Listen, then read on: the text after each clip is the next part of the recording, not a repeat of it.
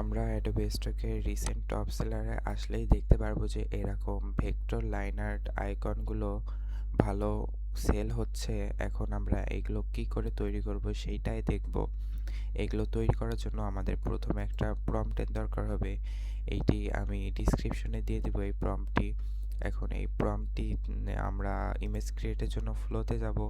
ফ্লোতে যে এটাকে আমরা পেস্ট করে এখানে টপিকের এখানে একটি টপিক লিখে দিব, যে এখানে একটি টপিক লিখে দিই finance, FINANC finance.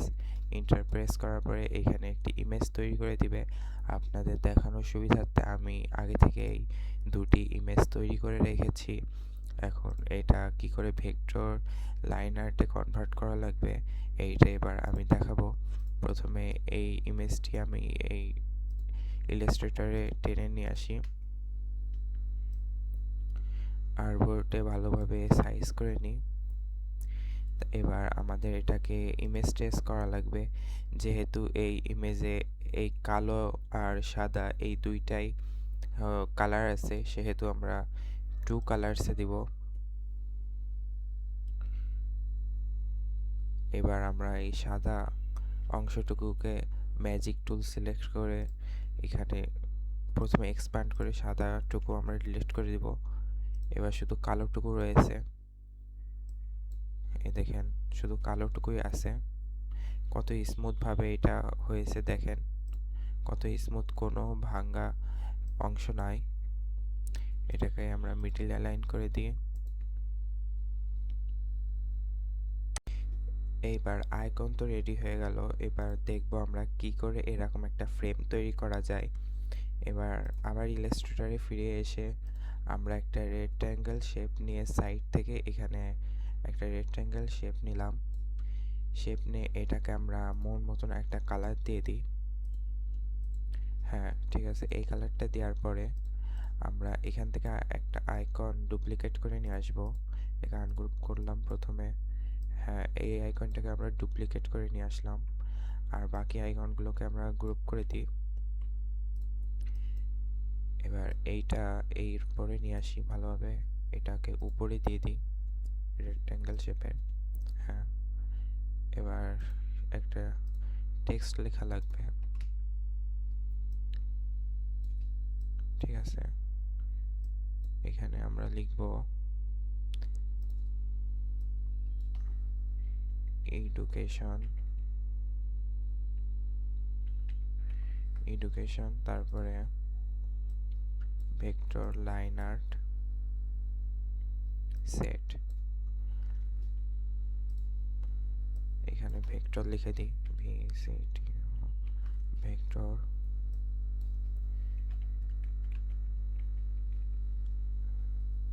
Line art set.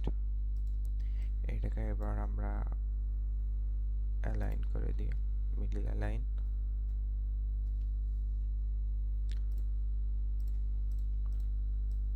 এবার এটাকে আমরা গ্রুপ করি, গ্রুপ করে এইখানে নিয়ে আসি। এইখানে আমরা এটাকে একটা বোল্ড একটা ফন্ট দিয়ে দিই। দেখি কোন ফন্টটা ভালো যায়। হ্যাঁ, এটা ভালো লাগতেছে। এগুলোকে আমরা পুরোপুরি অ্যালাইন করে নিই। হ্যাঁ ঠিক আছে, এবার এটাকে এটার কালারটা একটু চেঞ্জ করে দিই, সাদা টাইপের কালার দিই। এখানে যেহেতু 10টা আইকন আছে, আমরা এখানে লিখে দিতে পারি। তার আগে এখানে একটা রেক্ট্যাঙ্গেল একটা শেপ নিয়ে ভালোভাবে ডেকোরেট করে দিলেও ভালো হয়। হ্যাঁ,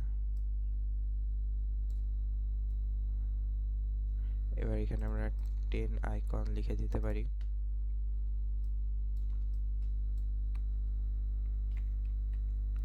এখানে 10 আইকন লিখে দিব।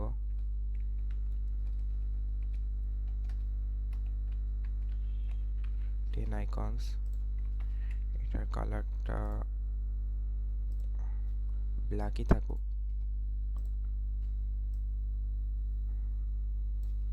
হ্যাঁ, এখানে 10 আইকনস।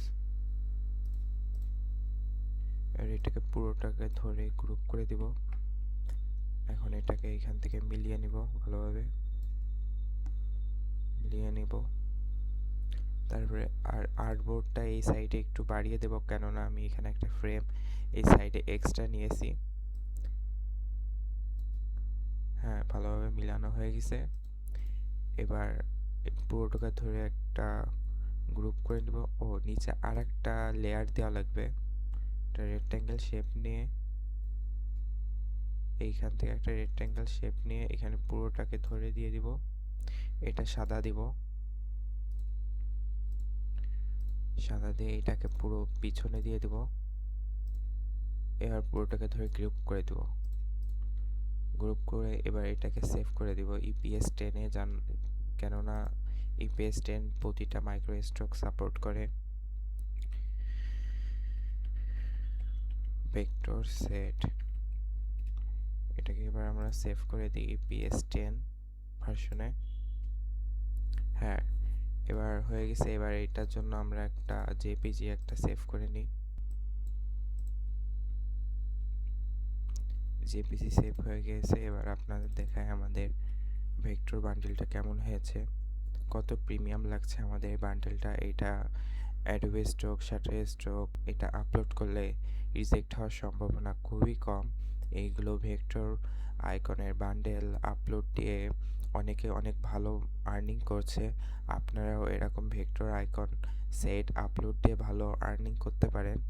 এখন আমার গাইডলাইন পাওয়ার জন্য চ্যানেলটি সাবস্ক্রাইব করে রাখবেন ও আমাদের ফেসবুক পেজটি ফলো দিয়ে রাখবেন। যত সব আপডেট নিউজ থাকবে আপনারা সব দ্রুত পেয়ে যাবেন আমাদের চ্যানেল থেকে। পরে আবার অন্য ভিডিও নিয়ে দেখা হবে। আজকে এই পর্যন্ত, আপনারা সবাই ভালো থাকবেন। আসসালামু আলাইকুম।